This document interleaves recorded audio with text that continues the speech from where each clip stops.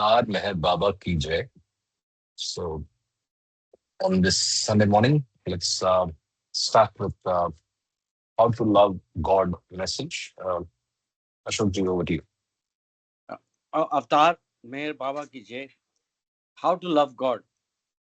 To love God in the most practical way is to love our fellow beings.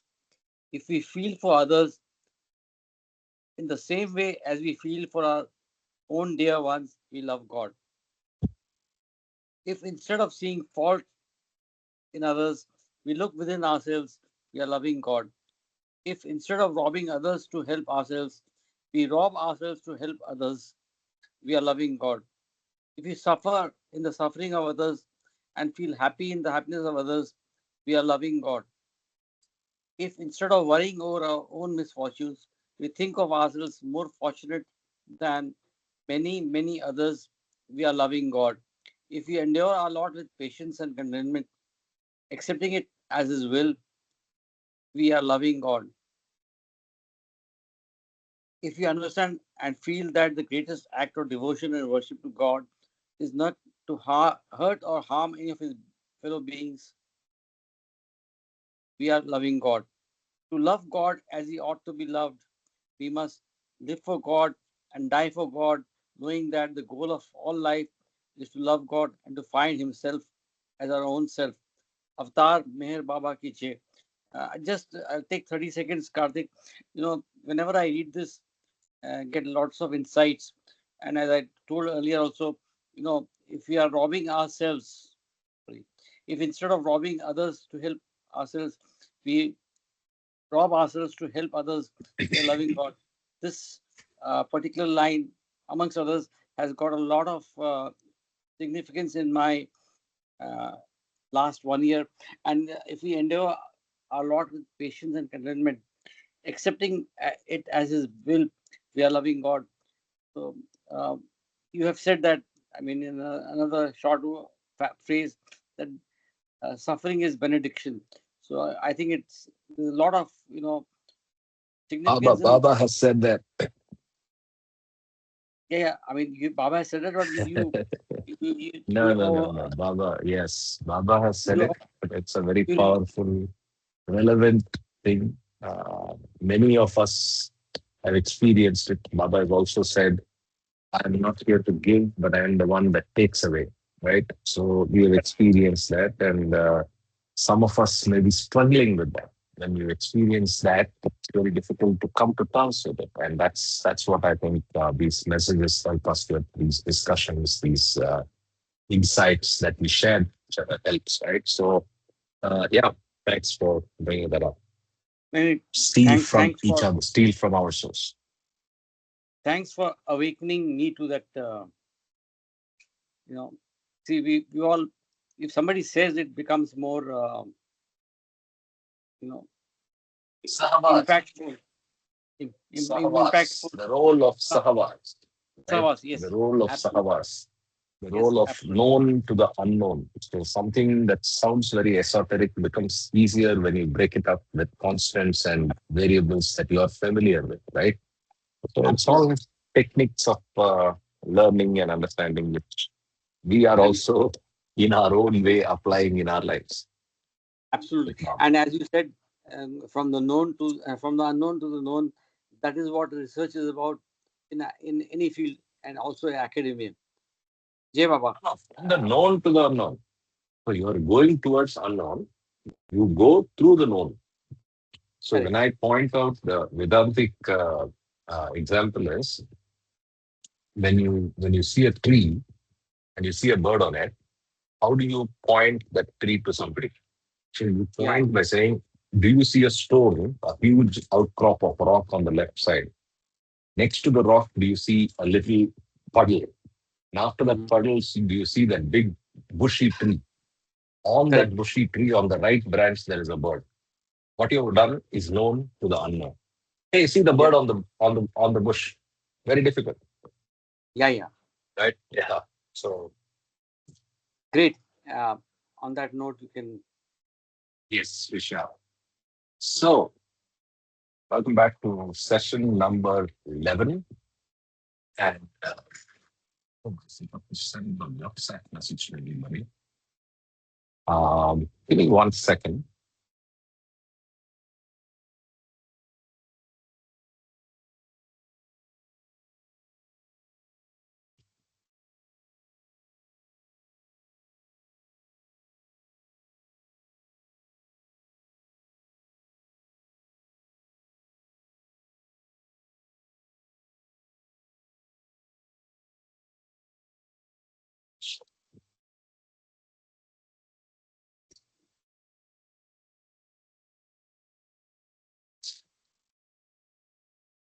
As been corrected.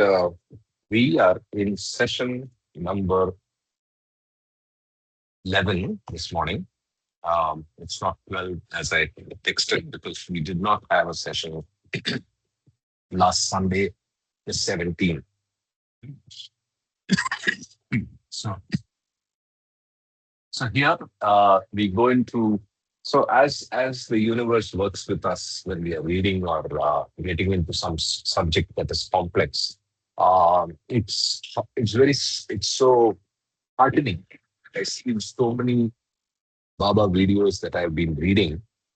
I keep encountering Bhau's book, and there is reference to manifesting as a book. I mean, I'm referring to the full title of the book as manifesting, but you know what I mean. The book we are reading has been encountered in so many talks that they are not directly relevant, but then Baba has a way of saying, okay, nudging you and telling you about it. So I'm looking forward to our reading this morning. Okay. With that, let me start with page 50, the father of creation. Avtar Meher Baba Ki Jai. When the first soul realized who he was, God, he simultaneously realized that he was everything and everyone. But because everything and everyone existed in illusion and were thereby separated from him, he took on the responsibility of helping everything and everyone become one with him. When he, the avatar, puts his responsibility into action, he comes to earth and is known as the father of all creation. Mankind is steeped in ignorance, and when the avatar declares to humanity, I am the avatar, and therefore I am your real father. Listen to me, for I have come not to teach you about truth. I am here to awaken you and take you to the path of truth. General statement, not Baba's, right? So it's a general statement that avatars have made in paraphrased form. Something like this has been said in every advent. I continue. People asleep in their ignorance resent his declaration. They demand that he answer their questions.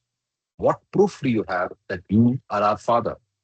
You must prove that you are our father. Without proof, we will not accept you. We feel resentful of your declaration. Who then are our parents? Either prove your declaration or be prepared to bear our punishment. So the avatar enters into silence and works to create a situation in the world that enables people to accept him. He has to work in an adverse atmosphere, and this adversity is his suffering while he works. Most of humanity are ignorant of the divinity of the avatar. Their consciousness, when compared to his infinite consciousness, is the consciousness of children. The avatar has infinite knowledge, and this makes him the father of all mankind, most of whom are in a state of deep ignorance. The father leaves his children behind for 700 to 1400 years. When after this long time he returns, he declares to his children, I am your father. I have returned, and this time I have brought treasure for you. However, the children have forgotten about their real father and reply, You are not our father. You show no proof that you are such. We will not accept the treasure unless you prove to us who you really are. So, Jay Baba, See, Karthik, if you can yeah, go to the previous paragraph, there's a line which is very. Uh, the avatar has infinite knowledge on line 3 and makes him and and this makes him the father of all mankind, most of whom are in state of deep ignorance. So I think the world generally is still moving in duality or ignorance, illusion, and so it's a very I think it's a very profound state of affairs, as well as the reality of the uh, highest of the high. yes, yes, absolutely. Yeah. So I think Please. the sequence, like he has brought out till now, is first, of course, the fact that the first soul that went through this decides to take on this responsibility of coming again and again and giving this push. Second, each time he comes, he announces his intent and his true nature, but he's faced with resentment. The word he uses is resentment, and along with resentment, he has to operate in a era and atmosphere of adversity. And with that adversity and resentment and opposition from the people, he does his input work. And his work is hence equal to suffering. Yeah, I think that's what we have learned. Let's continue. Patiently, the father shows his children various documents and points out to them that he is the same one. Here are the Avestars. I was Zarathustra. Here is the Gita. I was Krishna. Here are the Gospels. I was Jesus. Here is the Quran. I was Muhammad. These documents have all told you that I would return, and I have come. My identity is in these documents. So here is your proof. But people resent this and respond. How can we believe that you were Zarathustra, that you were Krishna, that you were Buddha, Jesus, and Muhammad? We cannot believe you or those documents. You still have to convince us that you are our father. The avatar was gone for 400 years. By the time he returned, nobody could recognize him. He traveled throughout the world, and every person he met, he asked, do you recognize me? I was this one, and I was that one. But the answer was invariably, "Hmm, he did not recognize you. You could not possibly be him. Prove your claim to us so we can recognize you, or we will denounce you for declaring this." So it becomes difficult for the avatar to prove to mankind that he is the father. He enters into seclusion and now does not care whether humanity accepts him as their father or not. He sees he cannot outwardly help humanity, so he helps inwardly by staying in seclusion. Each time the avatar comes, his children, in their ignorance, fail to accept him as their real father. Mankind invariably opposes the avatar, and though he does everything for their benefit, he cannot realize what he is doing. Thus, the avatar, the father of creation, suffers because of the ignorance of his children, because of his realization that he is everyone and everything. He never denies. If the avatar denied his being the father of creation, he would never return, and there would be no progress in human consciousness toward God. The avatar suffers because of the ignorance of the world. His work is solely for the benefit of the world. The world did not accept him while he was physically on earth, and consequently, because his work had to be completed, Meher Baba spent his final days in seclusion. If we accept Meher Baba as our father, we will be able to receive of the treasure of his knowledge, which he has left to the world. Right?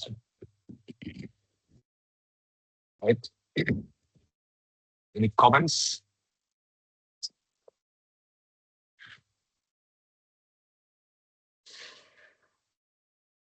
Okay. I think if you said something, I will continue on to the next part. The tears No, of no, we are good. We are good. I mean, I the tears of repentance. God is our Father, but we have forgotten this. When one awakens from the sleep of ignorance, then he will accept God as his eternal Father. God descended to earth as man and took the name Compassionate Father. During Meher Baba's manifestation, mankind will realize how much the avatar suffers to awaken humanity to accept God as their Father.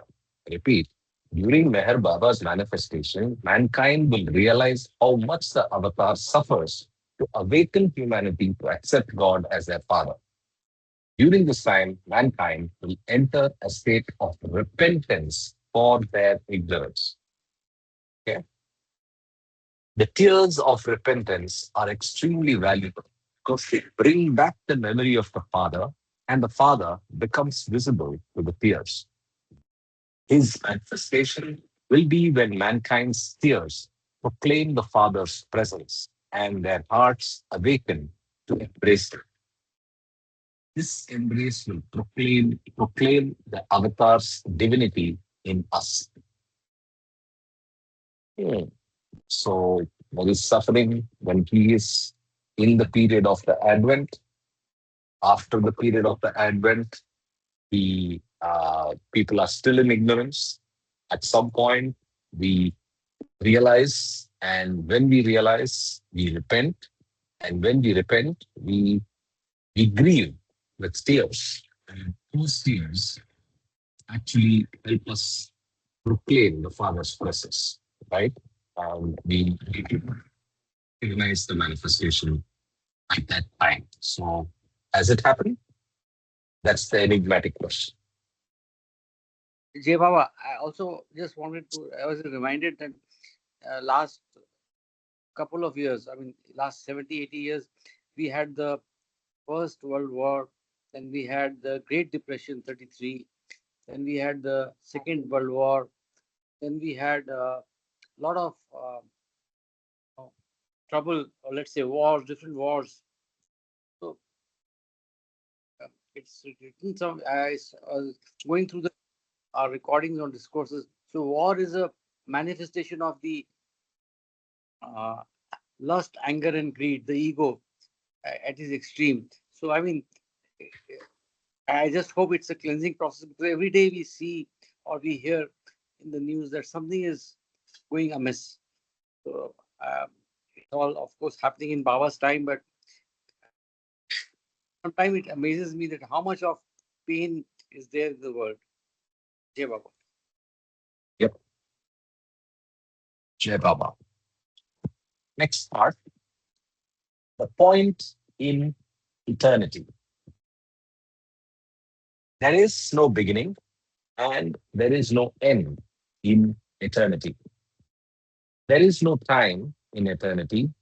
Any point in eternity is eternity itself. There is no past and no future in eternity. In eternity, there is the ever present, and it is ever present at this point. A pause here. So I think we are logical thinkers, sadly. So I think I'm reminded of Euclidean geometry. So it's basically a Euclidean space that's being described here with the dimension of time.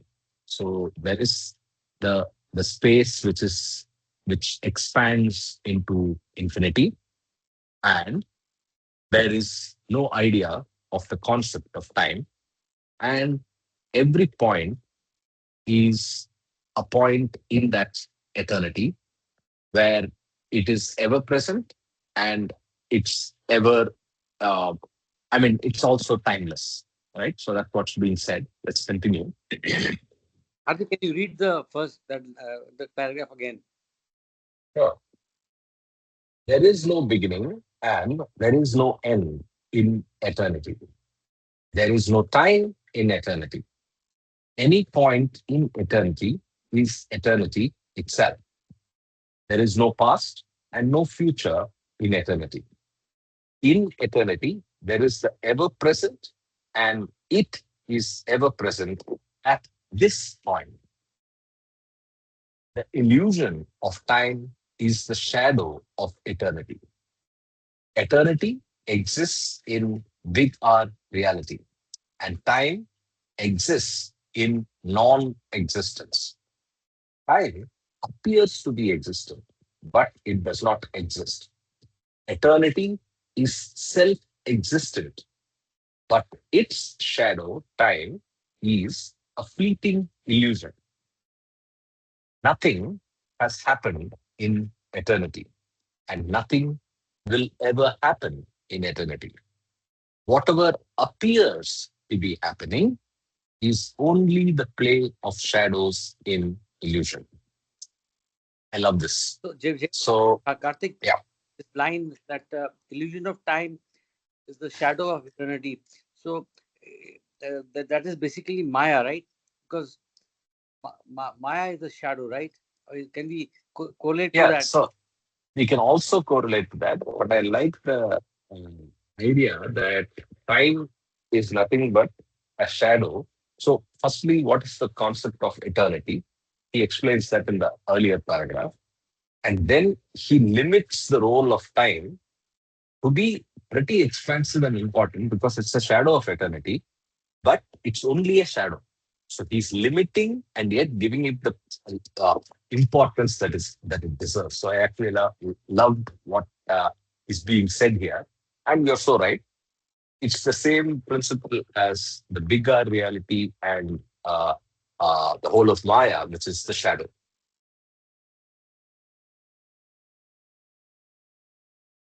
Let's continue. The play of the shadows is a dream.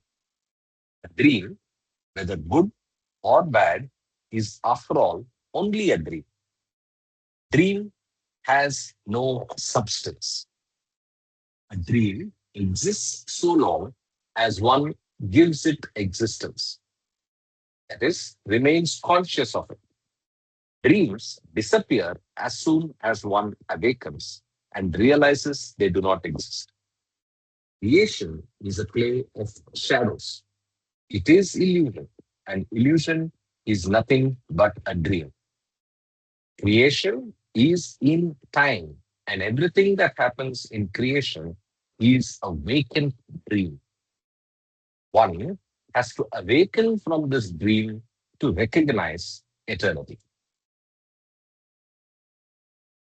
When a man goes to bed at night and has a dream, it does not matter whether the dream is short or long, because when he awakens, he does not say that he was too late in awakening to recognize that it was, after all, a dream he had. One concludes that he slept late and not that he dreamed late. One knows that when he has had a dream, it was a dream because he awakened.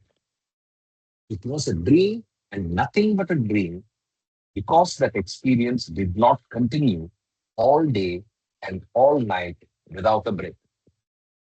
Beautiful paragraph. Beautiful paragraph. Let me repeat reading this slowly. When a man goes to bed at night and has a dream, it does not matter whether the dream is short or long, because when he awakens, he does not say that he was too late in awakening to recognize that it was, after all, a dream he had. One concludes that he slept late and not that he dreamed late. One knows that when he has had a dream, it was a dream because he awakened. It was a dream and nothing but a dream because that experience did not continue all day and all night without a break. Like, if I will just make a comment here, the fact of the dream is recognized only when you end the dream. So the awakening is the point where you know it is a dream, and we can relate to that, right? So when you are in the dream, it's absolutely real for you. The appearances and the experiences and the pain and the pleasure and the idea of time, everything is happening in the dream and it is real. But when you awake, that's when you realize that that was a dream. So just apply that parallel to our life in creation, in illusion. It is exactly the same. So only when you awaken with the grace of the perfect master will you realize that this is a dream. Till then, we think that this is real. And we think it with 100% confidence because of the enveloping of sanskaras that we have around us. I mean, I'm just repeating what we all know, but just Jay Baba, if I may add, yeah, this jails with the theme that Baba says that I have come to uh, awaken, not to teach, but also a cross reference to uh, listen humanity, uh, yes, stages of sleep, I think, or something correct. like that in this Yeah, humanity. the So, dream and stages of sleep, yes. Jay Baba. Yeah. Okay.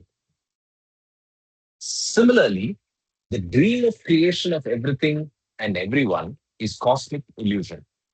It has a beginning and it must have an end. Anything that has a beginning has an end. That which has a beginning and an end is non existent.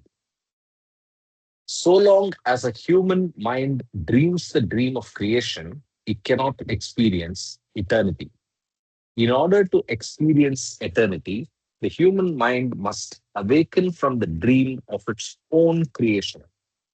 But how can a limited human mind awaken from this dream of its own creation? So we'll get to how that happens. But before that, I just wanted to underline this. This is very profound when you think about it. Anything that has a beginning, that has an end, that which has a beginning and an end is non existent. So, non existent, anything that is non existent means what? It is eternal, it is bigger reality. Anything which is in creation is has a beginning and an end because it's bound by time. So, we have to be careful in understanding or interpreting this word non existent because it is not big E existent, but small e existent. Okay. So I thought the usage was very beautiful. So I thought I'll talk about it. Now let's see how can the limited human mind awaken. I There is continue. also a cross reference to supplement 19. That's the real birth and real death, because when it says that anything that is the beginning, that you highlighted, that has an end. Correct. Correct. Absolutely. The moment uh, lives have a beginning and an end, it automatically rules itself out from being anything to do with regard reality. That's what is being said by Bhau here. So if it has a beginning and an end, yes, my life as Karthik Balasubramanian has a beginning. I was born and it's ending. It's ending whenever I drop, whenever I die. That is not real. That is in creation. That's what is being said. And yes, that connects to 19, supplement 19. And Okay, let's also, continue. see, I just want to add. So, when anybody, let's say Karthik or me, we die and we have a birth and we have a death, but that is reincarnation. So, I mean, Yeah, that's technical. So let's leave the semantics out of it. Here, we are just focused on what is bigger yeah, reality yeah, and okay, eternity, and what is non-existent or temporary. So anything that's temporary is not eternity, not reality, not infinite knowledge, bliss, and power, and God, yeah, and bigger reality, right? okay, But yeah, yeah, all the rest of it as well applies. yeah, yeah, fine. Let's continue. Man is asleep and the world is his dream. Man is asleep and the world is his dream. And that is the condition of everyone. Because of this condition of the human mind, God takes the human form as the avatar and he creates such a situation for each of us that we are helped to begin to awaken from the dream. When each of us dreams while sleeping and there is a loud noise, one usually awakens feeling very irritated. The loud noise disturbs the mind, which in turn disturbs the consciousness from focusing on the dream. The noise has produced an adverse effect on the dream consciousness, but such a situation produces no gain in consciousness because once the noise has settled and the mind is calm, one immediately goes back to sleep and starts dreaming again soon after. Suppose this time, while one is dreaming, someone slips into the room very slowly and perfumes and quietly decorates the whole room. Then this someone turns on the light and starts to play hypnotic music very softly, and then takes the sleeper by the hand and pulls him out of bed. The sleeper has awakened from his dream slowly, and when he hears the enchanting music, sees the decorations and the light, then smells the perfume, he feels so delighted that he does not wish to return to sleep.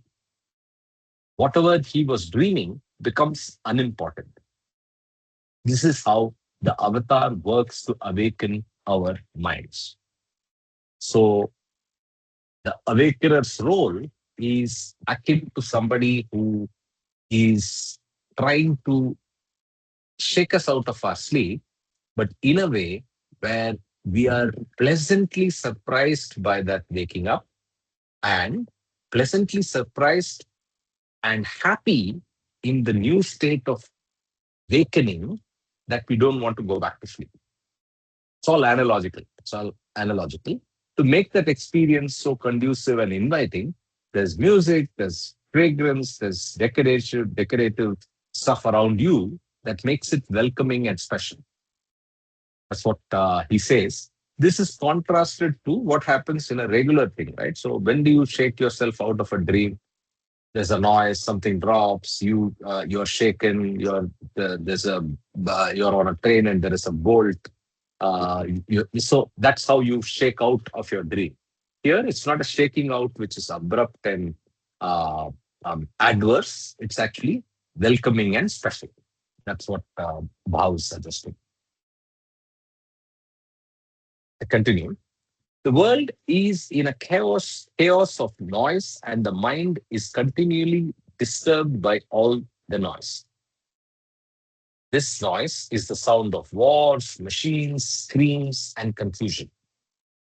Compared to this chaos, the word of the avatar is the music of soundless sound, and it is the sound of his word that is resounding in the world.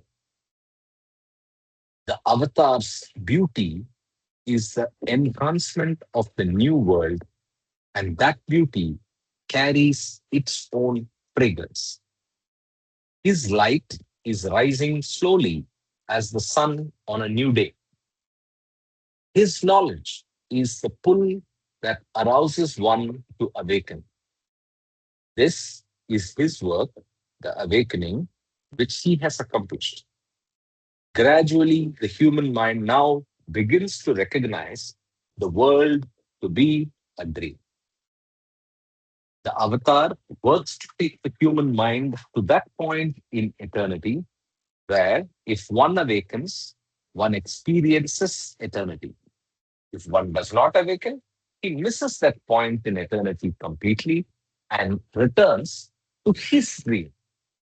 Since any point in eternity is eternity itself, there is no question of being too late or early in recognizing the eternal existence of the avatar as that point in eternity. People are now coming to Meher Baba's tomb saying regretfully, "We came too late. We should have met him.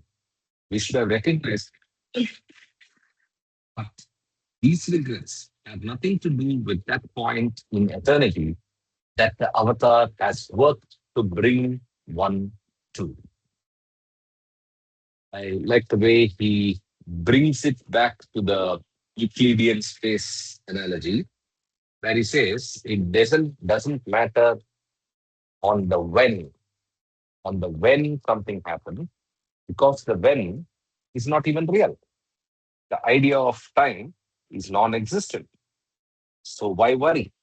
And be pleased that you have made contact with that eternity at whatever time you end up making that contact, and be very happy and proud. That's what I'm able to understand from this. Very beautiful. Any comments from? Yeah, absolutely. So, whenever you, he says that whenever you are destined, you go to Baba's tomb, and and so as you said, uh, time is just a, you know, it's a part of illusion. So, I mean, it's not. It's eternity is far greater. If you could put into a Venn diagram, eternity is the universal, and time is just a subset. Is how I look at it. Is that Correct. correct? But then what he's saying is, let's just imagine you're in that space where it expands to infinity. Baba is a point on that, right? But he's actually timeless. So it and he's Absolutely. there to wake you. He's there to wake you up. And at the point where he wakes you up, he makes that moment special and makes it welcoming so that you don't feel the jolt of being woken up, and in fact feel pleased to be awake. And at that point, when you get awakened, it's one of those points in eternity, but it really doesn't matter where, because there is nothing that is greater, earlier, later, better, worse, nothing. It's just a point in that space. So it's a very beautiful way of imagining and hence understanding that when the correct time, when you are ready, again, I don't want to use the word time, when your consciousness of the soul is ready, you will get awakened. Absolutely. And if you can, that is the teacher comes when the student is ready. No, so don't use when. So even better is when ko nikal do, when is time. Okay, when the teacher comes when the, let's say, So the I don't know master how to put it. Yeah, how to put it. The master will appear. That's it. Because master will. there's no idea of time. There's no Yeah, idea of okay, okay. time. It doesn't matter. Correct, correct, आज correct. हुआ आपको, कल हुआ किसी और के लिए, 10 साल के बाद में हुआ किसी और के लिए. It just really doesn't matter. Yeah, When yeah, it is doesn't. our construct? When is the human construct? It's the limited consciousness construct.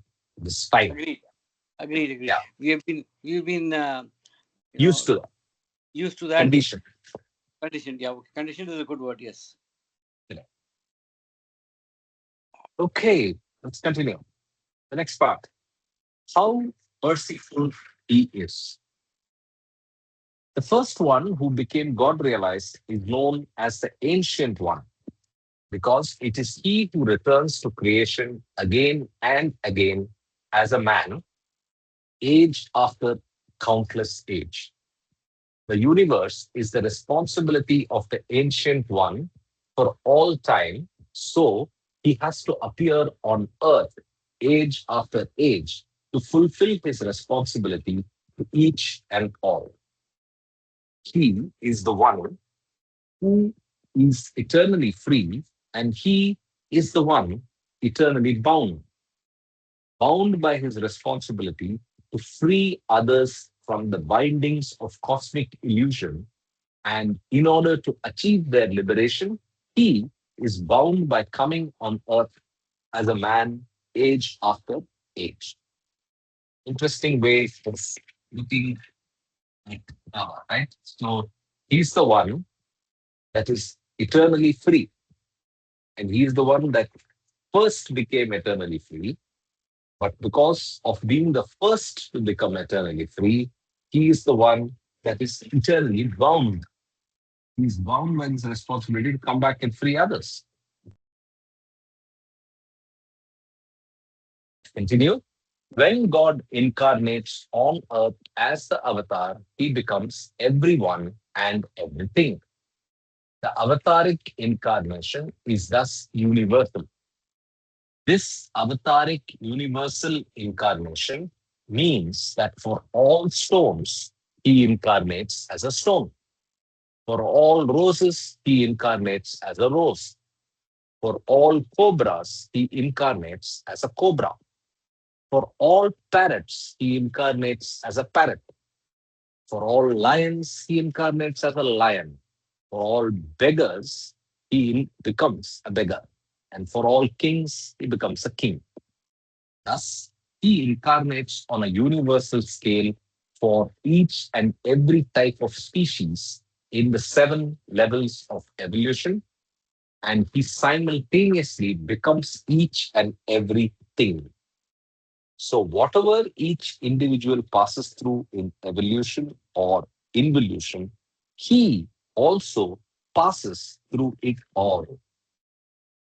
So, the key word is when God incarnates on earth as the avatar, he becomes everyone and everything.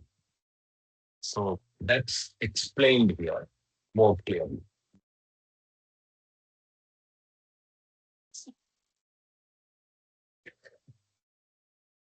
Avatar's work is universal.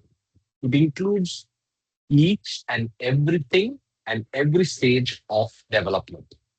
He is the Lord, and as the Lord, he has responsibility of the whole universe.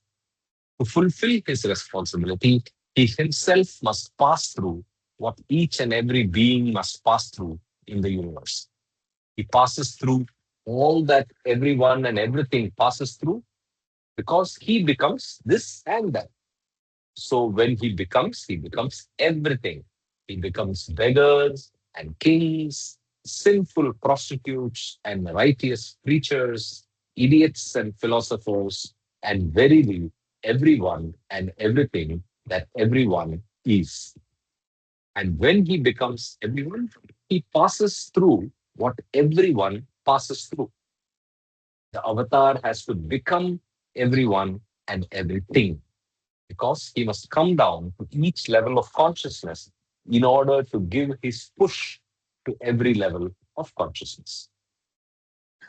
When a man becomes God, yeah, Karthik, you see, we're also having a lot of changes in the environment, the global warming, or let's say uh, the shifting of uh, platonic tectonic plates and earthquakes and whatever the changes in the environment, weather, and on Earth.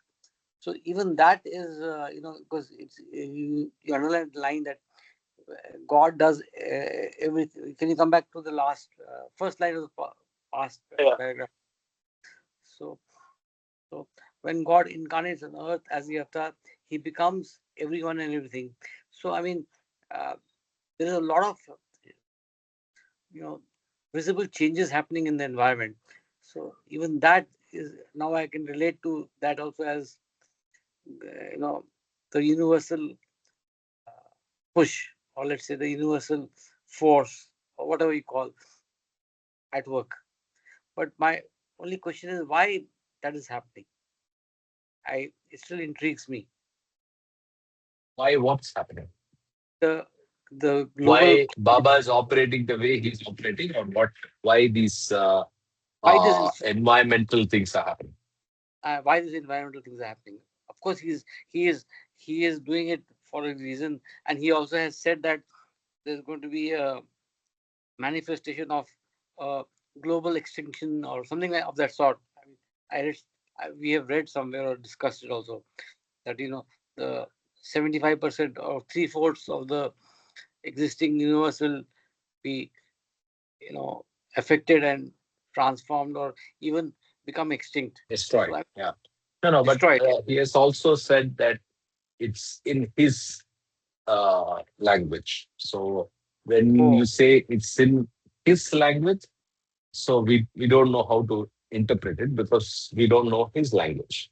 But anyway, to come back to what you said, like you yourself said, all of these are aspects that are panning out based on his work in the priority and sequence and for his universal work. Like he has himself said, not not a grass can move, not a little breeze can actually play out without his will and without his wish. So right. I'm sure that all of what is happening is just that. It's just that we are not able to comprehend what that will immediately convert to. And hence that makes us anxious. We should curb that tendency and not really worry about it. Just leave it to him and just assume that everything, the wars, the natural circumstances, the El Ninos, the extreme weather issues that we're seeing everywhere, all of that is part of his work. Absolutely. I true that, yes. But it intrigues man as a in our normal. Uh, After having read this, Unfortunate logical minds. yes, unfortunate logical minds, because we've been trained, or let's say we have been built that way from our childhood in school or whatever colleges, that we have been trained. So this is a real paradigm shift in thinking, is what I feel. There's a lot of change the status quo, or change the way we think about what's happening in the world. Absolutely. Great. Yeah, please continue. Sorry. Sure. Um, so, You want me to read? Sorry. yeah, I'll read, no problem. Uh, yeah, just check the time. When a Well, this man is becomes God and works for humanity, God, acting as man, plays the role of God in the world. This is the role of perfect masters. I repeat, when a man becomes God and works for humanity, God, acting as man, plays the role of God in the world. This is the role of the perfect masters. So, a perfect master is God acting as man. Right? So, maybe we can do the whole thing. sorry, I didn't get that. So, when a man becomes God and works for humanity, which is a man God, right? Not the Yeah, God yeah. man, right? So, he's just using the key phrase acting, Hmm. right? Plays the role of God in the world. This is the role of perfect masters, which is not becoming, right? That's the difference, right? So let me continue. When Sai Baba acts the role of a beggar, or when Narayan Maharaj acts the role of a king, or when Tajuddin Baba acts the role of a mad lunatic, they do not have to pass through all that a real beggar or king or lunatic passes through in real life. The perfect masters create the impression upon their audience of being a beggar or king or lunatic through their perfect acting, but they are really God playing out various roles as beggar or king or lunatic. Though the perfect masters seemingly pass through all that a beggar or king or lunatic passes through, in actuality, these perfect masters do not pass through what beggars, kings, or lunatics do. The perfect masters are only acting, and because their acting is perfect, people take them to be a beggar or king or lunatic, but actually they are acting a role. Right? So this ties in to explain that first line that I highlighted. The whole paragraph is about. Now let's get to the God man. However, God as the avatar does not act, he becomes. God through the avatar's becoming, becomes beggars, kings, lunatics, and every other. One second, let me just move one thing at a time. Yeah, I repeat. God, through the avatar's becoming, becomes beggars, kings, lunatics, and every other type of person. Therefore, he has to bear all the experiences of beggars, kings, lunatics, and every other type of person. And he bears their experiences by passing through all that beggars, kings, lunatics, and every other type of person passes through. So the avatar is never acting while he is working because he has become that. So the huge difference between avatar and uh, perfect Perfect. master is brought out here. Right? Continuing, how does God become everyone and everything? For the avatar to become everyone and everything, what is required? Consciousness. Consciousness of the beggars, the kings, the lunatics, the philosophers, the artists, and for every type of man or woman. The form of a beggar or king or lunatic is nothing but the mold of his samskaric consciousness.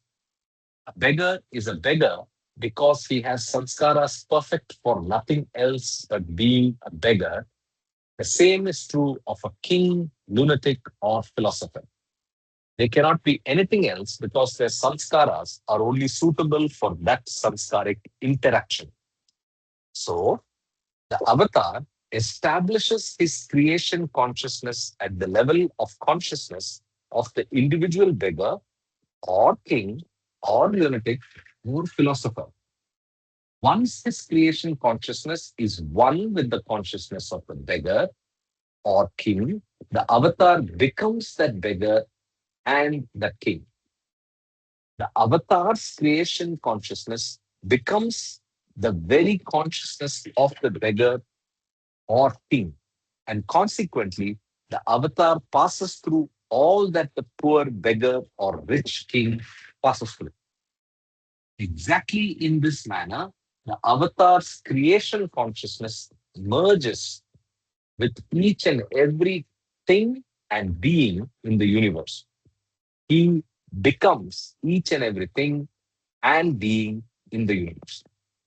This is why the avatar suffers like no other man, because there is nothing but suffering in the gross world, and his individual consciousness has merged with the consciousness of all the people in the world. This suffering is infinite, both physically and mentally. So that gives us the explanation why he's called the compassionate father or Meher Baba. And the last line is worth underlining.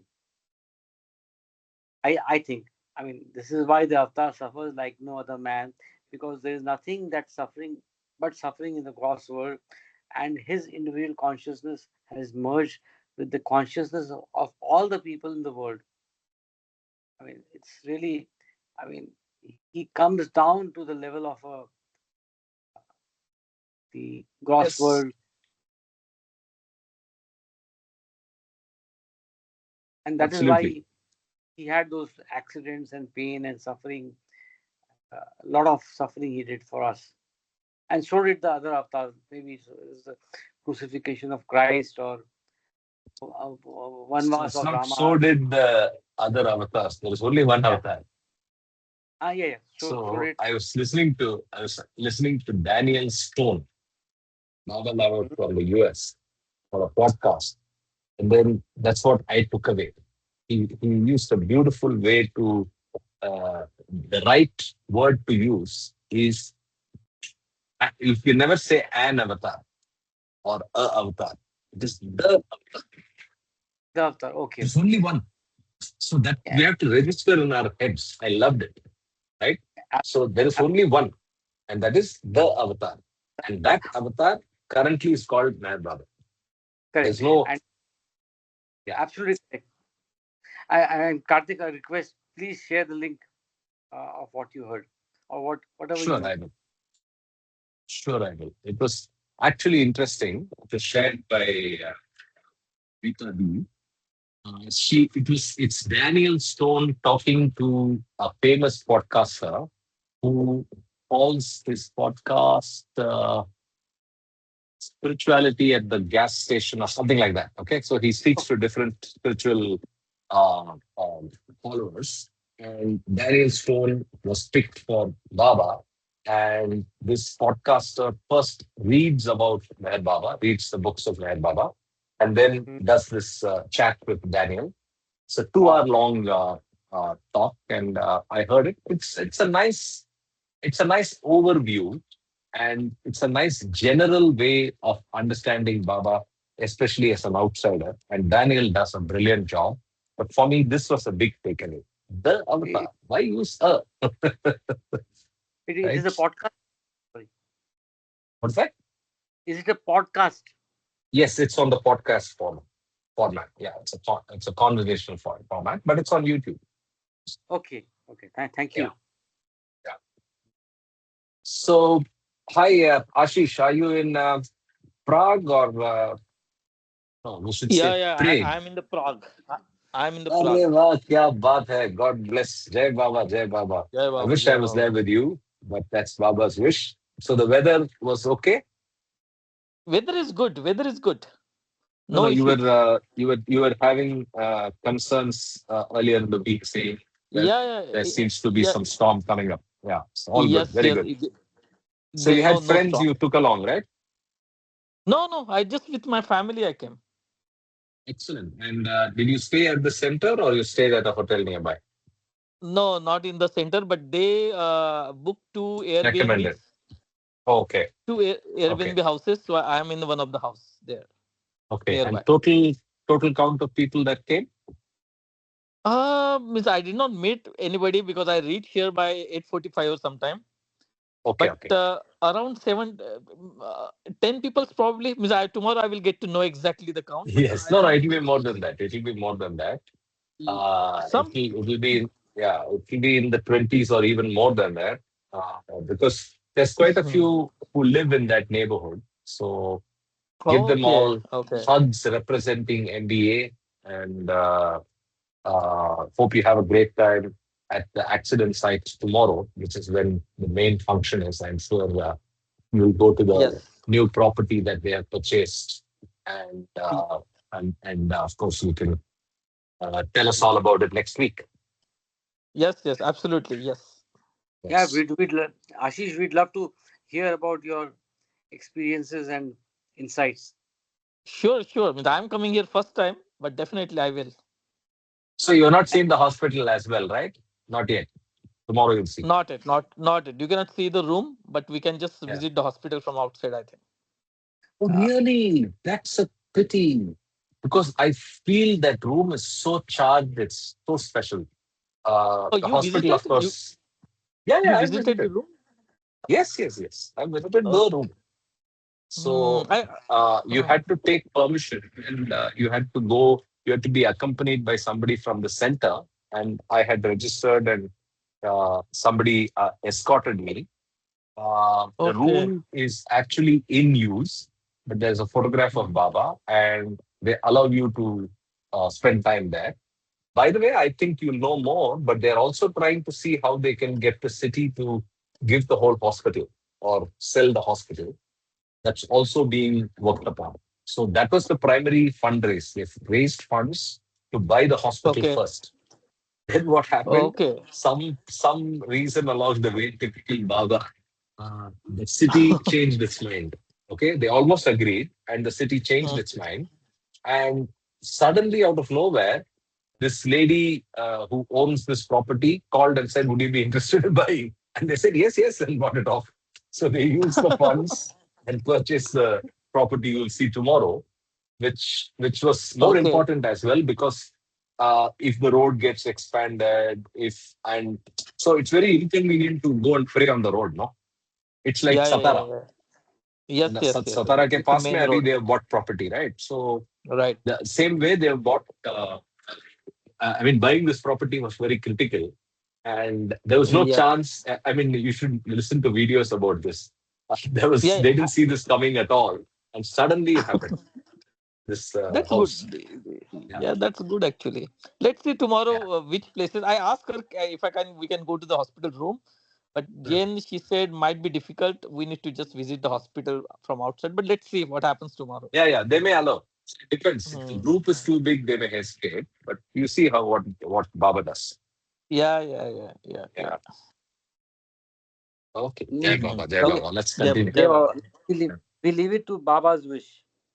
Yeah, yeah, Yes. yeah. Yes, yes. No, I'm glad you made it. I was actually a little concerned when you said about the weather, maybe Monday, Yeah, it Tuesday was when we chatted. it was showing bad weather, but everything Mm, went mm. fine. Yeah, I'm Good. here. I'm glad. Yeah. So, how long was the drive? It was around 8 hours. So Eight I hours. just means I went to Dallas, had a food, lunch, then again started again. Okay. Yeah. Okay. Okay. Hmm. Okay, Jai Baba. Jai Let's Baba. continue. Like you rightly said, Ashokji, the everything and everyone, Avatar becoming that is an example of his compassionate nature. So let's read about that. How merciful the Avatar is. How merciful is he that he takes universal form in order to do his universal work. His suffering is for the sake of his work. After he has suffered infinitely for the sake of the universe, he gives a universal push. His push affects everyone and everything because that push was in every level of consciousness. Ultimately, what is the meaning of his push and why all this becoming and suffering on his part? The push is received and it is paid for by sacrifice, dedication, love, and longing for the truth.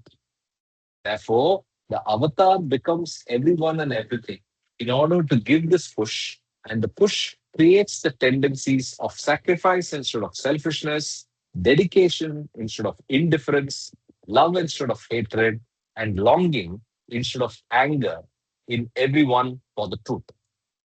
Ultimately, his suffering means he sacrifices, he dedicates, he loves, and he worships the truth for everyone and everything.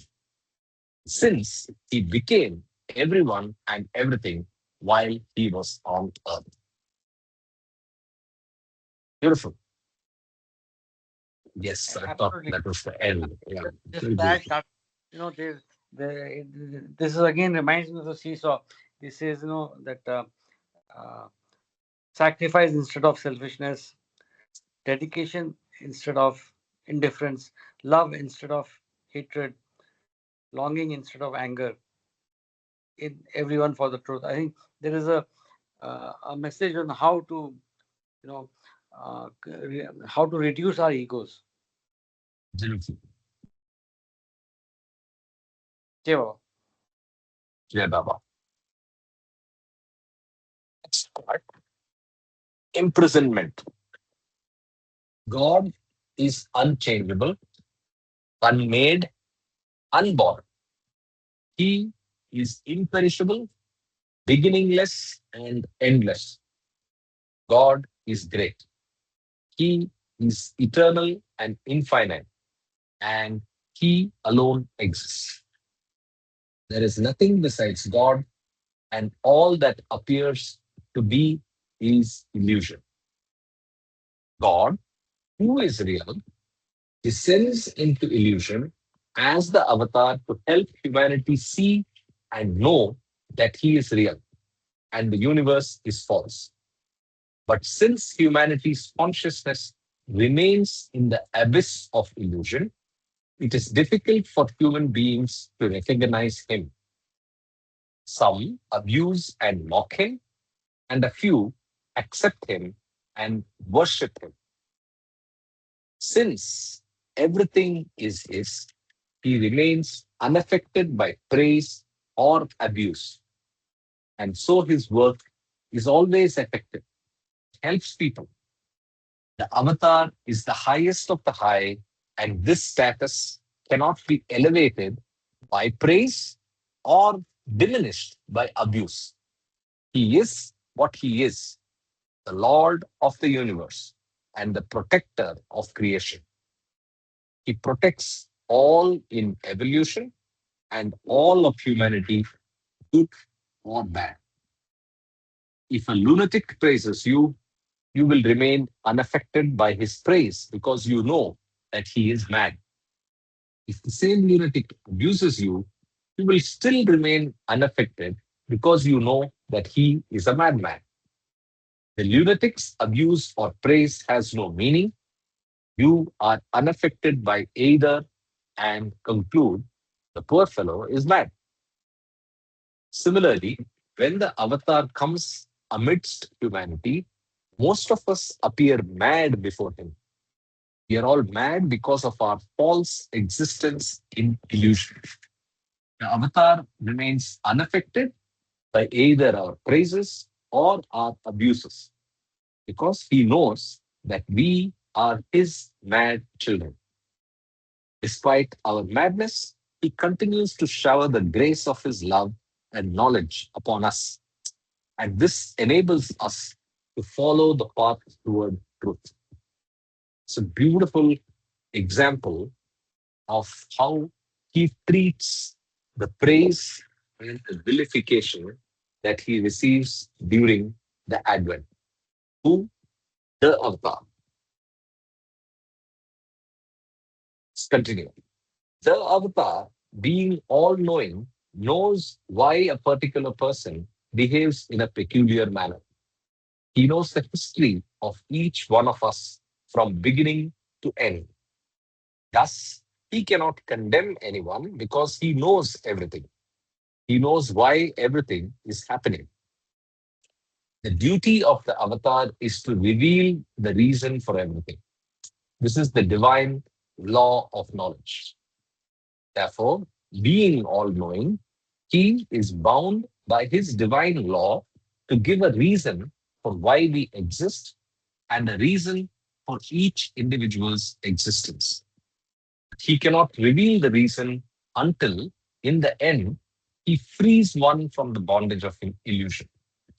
Illusion imprisons each of us, and only a few know that they are in the prison of illusion. Each one's reason for being imprisoned becomes clear after eternal freedom is gained.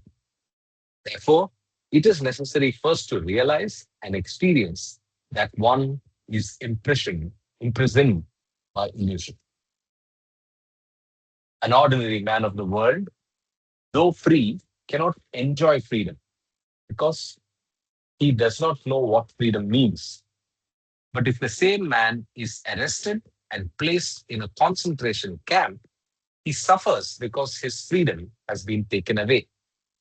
When the man has been released from the concentration camp, he realizes what freedom is, and then he enjoys his freedom even more.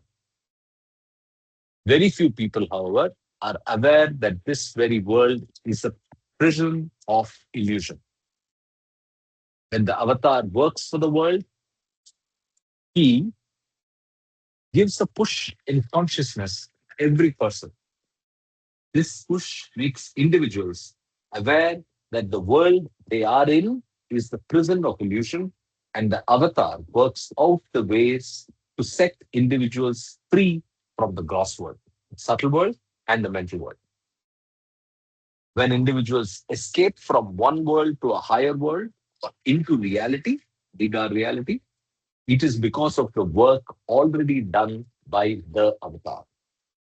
At that time, the divinity of the avatar is manifesting at every level of human consciousness, and the prison walls of the three worlds of illusion are beginning to come.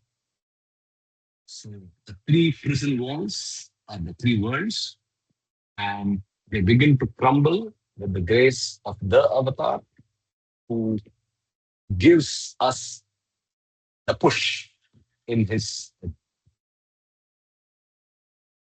Okay, any thoughts? Yeah, the way it is described is like a script for a movie. If you make a movie on this book. Yeah, someday there will be a movie made, I'm sure. Yeah. Okay. Blessed to awaken. God is reality and reality has substance. We got reality. So God is reality and reality has substance. Illusion is the shadow of God and shadow has no substance. To remain under the influence of illusion is to remain in the shadow world of the dream state. The world itself is the shadow, and so the whole world goes on dreaming and dreaming from beginning to end. Consciousness through evolution and involution is a state of dreaming, and and though through involution the dream becomes divine, even this dream must end. The divine dream ends for that individual who realizes God and becomes one with God and thereby becomes divine himself. Okay, I wanted to point out something here. Yeah, This is an yeah, interesting way to understand involution. yeah. Karthik, one more thought comes. He also talks of. He also suggests that sanskaras should become zero or annihilation of the mind, because it's only then that you uh, can transcend to that higher levels from plane 6 to plane 7. Yeah. No, but do you, I just highlighted something. What do you think of that? That's One second. something that needs some pondering. So what he's One, saying is one. Can I involution. What's that? can I Yeah. just read that part again so that Please, we please, please. absorb it better? Sure, sure. Consciousness through evolution and involution is a state of dreaming, and through involution, the dream becomes divine. Even this dream must end. The divine dream ends for that individual who realizes God and becomes one with God, thereby becomes divine himself.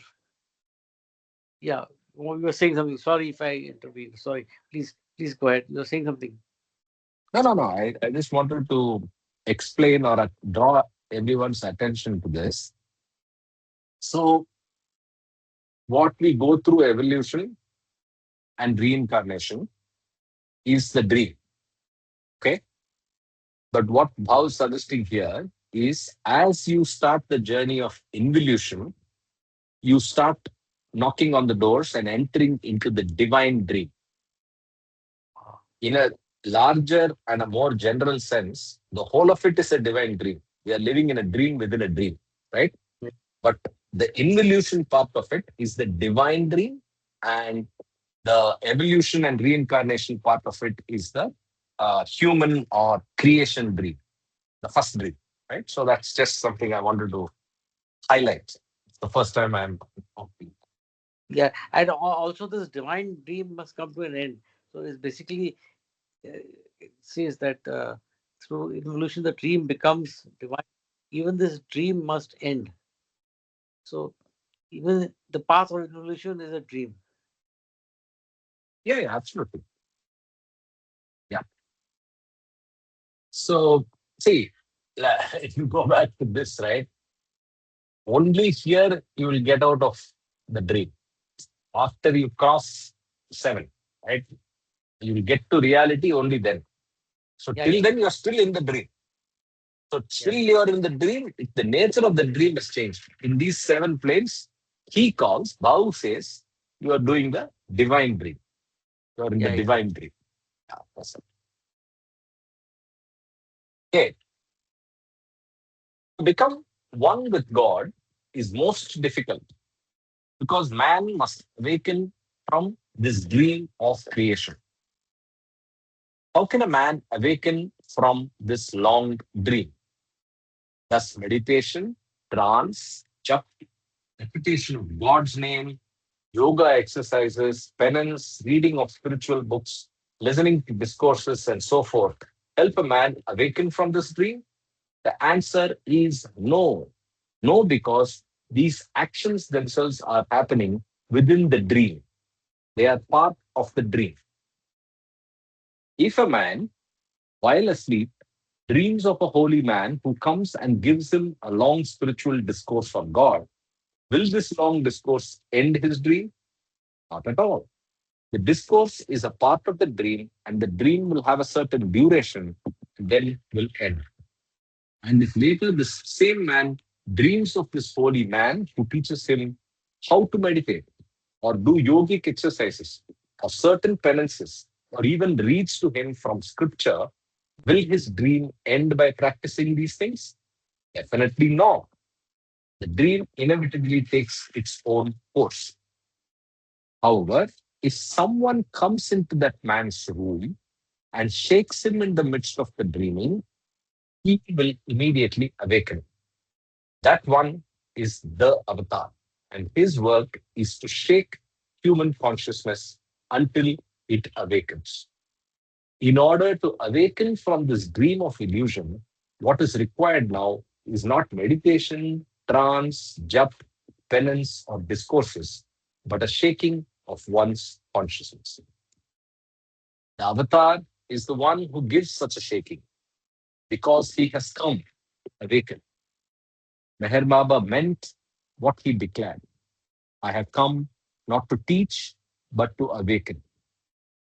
What he does to awaken an individual or the world is his work, and it is his duty in this age. Those who come to the avatar will receive a great shaking of their consciousness and not simply a filling of their intellects with more words. False saints and false gurus can only lecture and discourse and teach spiritual exercises within the dream in which we find ourselves. These false gurus and saints who have not realized God and who are not perfectly one with God cannot awaken anyone to the truth because they themselves are in a dream state.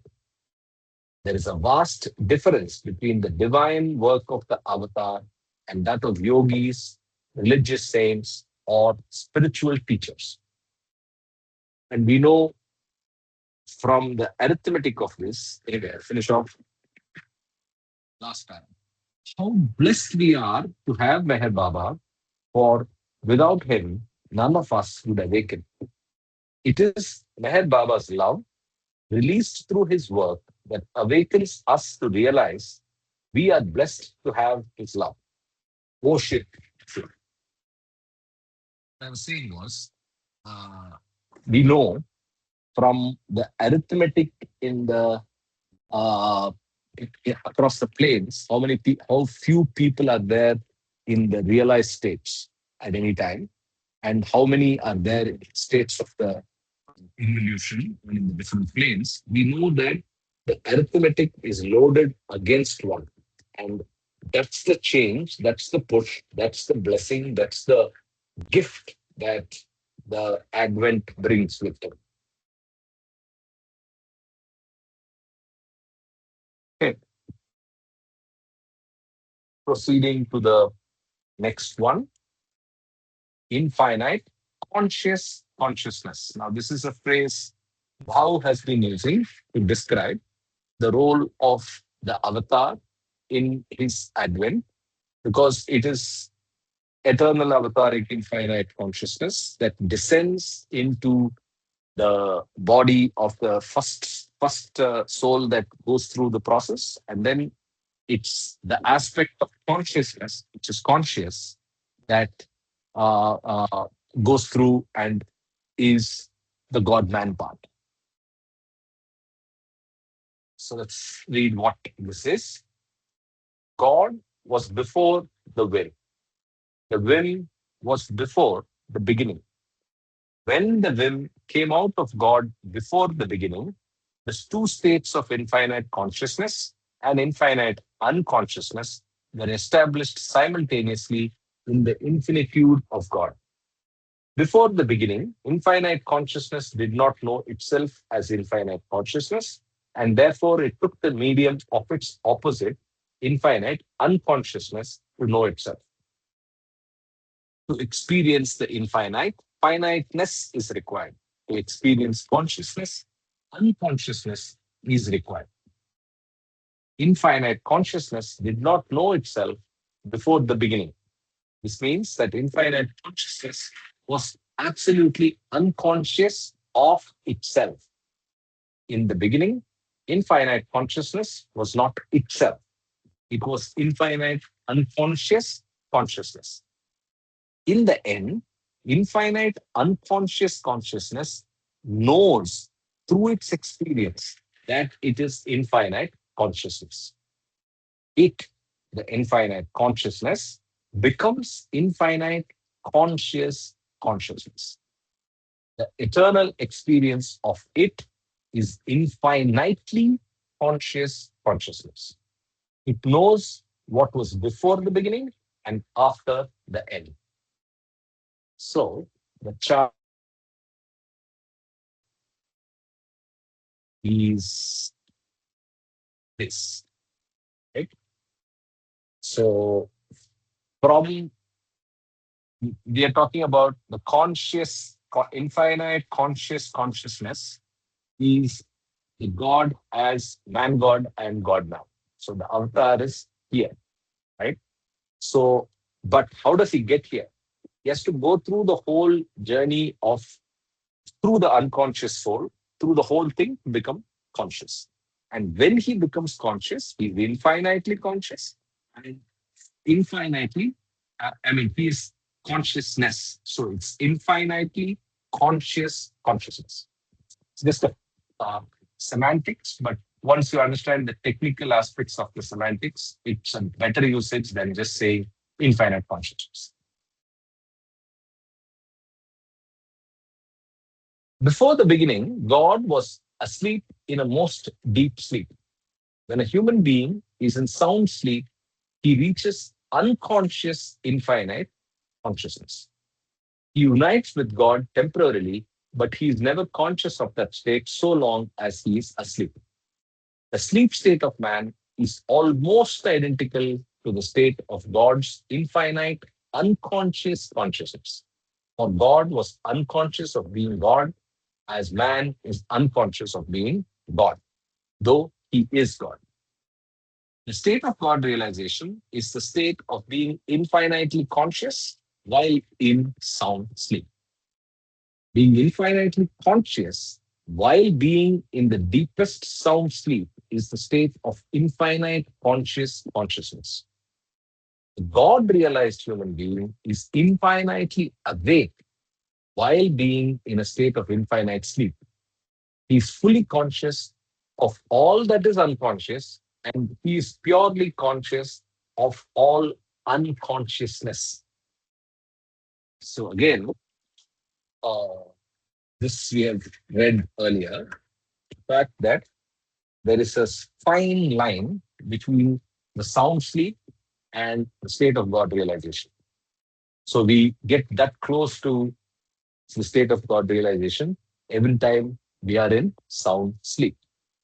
The only difference is that is an unconscious experience, and the experience of God realization is a conscious experience. So though the words are confusing, that's the summary import of it. The goal of God realization is a conscious experience, but you get close to that every night for the few minutes of sound sleep because you become one with God, but you're not conscious of it. The last line, I think, is ultimate mystery of sleep is that each human being temporarily unites with God, but is unconscious of it. Just what I said, right? Just what I said. Okay, so I think we will stop here. Because next one's the longest one, and we have around just a few minutes. Yeah, I think we'll stop here. Any closing remarks and thoughts? So while sleeping, we are unconscious, right? Means while we are sleeping, we don't feel anything. Correct. We No. don't have means, Go ahead. Go ahead. You yeah, finish what we you're don't saying, know then any. Yeah, while we're sleeping, we don't know anything. It's like our existence means, but is it the same stage? Is the same feeling when you become with the God? Because you don't know exactly, right? Who am I? correct. Means Correct. even when you're sleeping, you don't know your existence. Correct. So then, is it the same stage actually? You don't know about yourself anything. You become So together with the God. I'll ask a question to clarify this. When you're awake, are you in Mhm. conscious state from Meher Baba's description, or are you in unconscious state? Let's go Actually, here. I'm not. Sorry, say So again. There's here, some. now, Mhm. now, now, this is where you are, right? Where are we? We are going as a human being. Is Yeah, this conscious or unconscious? conscious. No. So that's a little subtle thing. So Yeah. so when the split happens, the split between Mm-hmm. consciousness and unconsciousness, this Mm-hmm. journey is of unconsciousness. So unconsciousness goes through this life cycle of death, birth and death. So when we are here, we are actually in a state of unconsciousness. Because if you're fully conscious, then you're God real life. Okay. So Okay. don't Yeah. confuse consciousness or being unconscious with the medical term or the Mm-hmm. normal dictionary term. That's why I said Meher Mm-hmm. Baba's term, right? So in Meher Baba's term, when the whim happens, consciousness split and in unconsciousness happen. I mean, the split happened. And Yeah. unconsciousness went through this journey. That journey includes you and me. So today, as we are speaking on this call, we are in a state Mhm. of unconsciousness. When we sleep, we are still in unconsciousness. When we are Okay. we dream, we are still in unconsciousness. When we are in sound sleep, we are still in unconsciousness. But in that Okay. brief period of sound sleep, when we are unconscious, we make contact with God, but it is unconscious. Unconscious Mm-hmm. in Baba's terms. Baba's term. Okay. When you're totally conscious and in state of divine union, you are conscious, infinitely consciousness. Sorry, Okay. you're Yeah. Yeah. conscious infinite consciousness. Yeah. Yeah. That's Understood. I Bhau's understood. third. Yeah. Yeah. Yeah. Yeah. Yeah. Yeah. Jai Prabhuji, Baba. anything before we wrap up?